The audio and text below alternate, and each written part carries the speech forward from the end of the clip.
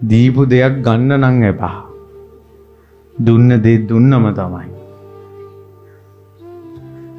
පූජා කරපු මලක් ආපහු අරගෙන එහෙමනම් වෙන පූජා කරපු දෙයක් අපි ආපහු ගත්තොත් කොහොම වෙයිද? මම දන්න සිද්ධි තියෙනවා සමහර ආරාම පූජා කළා පස්සේ ආපහු ඉල්ල ගන්නවා. එහෙම අවස්ථා තියෙනවා.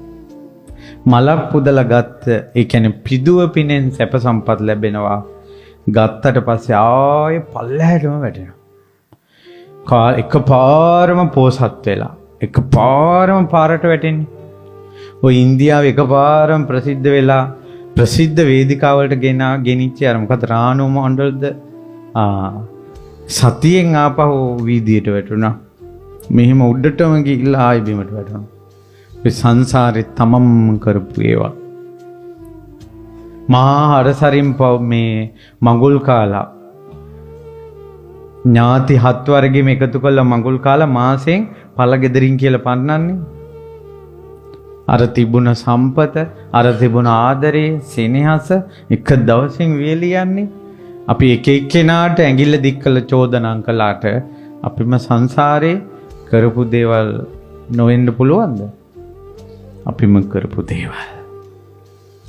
ඒ කියන්නේ පින්පව් සහ සසර කියන එක අපිට පේනවා නම් අපිට වෙන කරදරවලදී අපි කටවල් නිකම්ම කටවල් පියා ගන්නවා.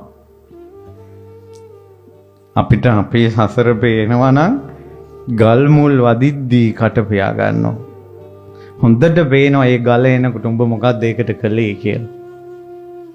නින්දා එනකොට, අපහාස එනකොට, අභූත චෝදනා එනකොට, අන් අයගෙන් ඒ පීඩනයේ Taman එනකොට, තමාව අන් අයට පිළිකුල් වෙනකොට කොච්චර හොඳ කළත් හොඳ කියන නාමයක් නැතකොට කෝටියක් හොඳ ආසේ එක වැරද්දක් වුණොත් ඒකම උලුප්පා තමව පෙළනකොට ওই කර්මය කියන එක Tamanට පේනවනම් එදාට නියඳයි. අපි මෙච්චර සාධාරණ ඉල්ලගෙන දඟලන්නේ මෙතරම් යාදිනි කරන්නේ Tamanට වෙච්ච අසාධාරණ යුක්තිය හොයන්නේ අපිට සසර පේන්නේ නැති නිසා. සසර පේන්නේ නැති නිසා.